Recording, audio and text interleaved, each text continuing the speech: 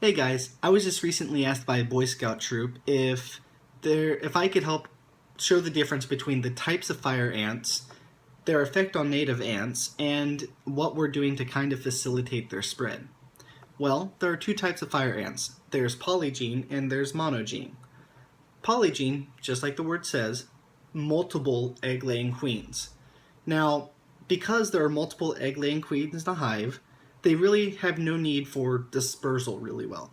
So they're more compact and limited to their dispersal abilities. Because of this low dispersal rate, you have higher density of the polygene fire ants, which have a greater impact on native ant communities and more ecological impacts as well. Now going to the other side, monogene, mono meaning one, there is a single egg-laying queen in a hive. Now, in monogenes, the queens will actually start fighting for mating.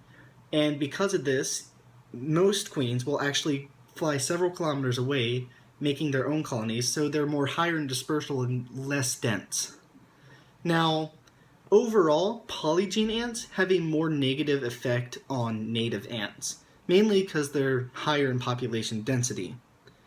An article by one of our own here at NC State, Nicholas Haddad, came out with landscape corridors can increase invasion of exotic species and reduce diversity of native species.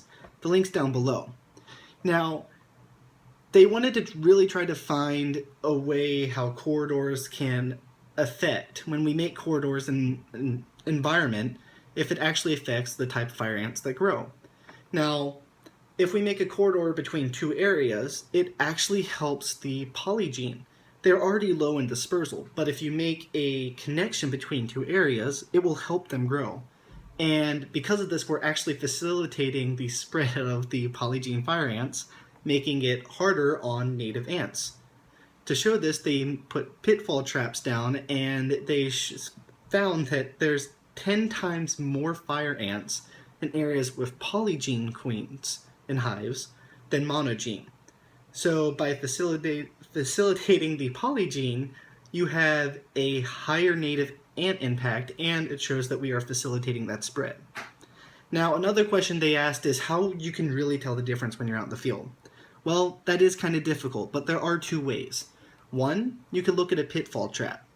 If the pitfall trap has hundreds of fire ants compared to native ants, you're most likely standing in the middle of a polygene colony, compared to a monogene colony, which is less dense. Another way to look at it is look at the hive itself. If there are several hives really close to each other, you're most likely in a polygene.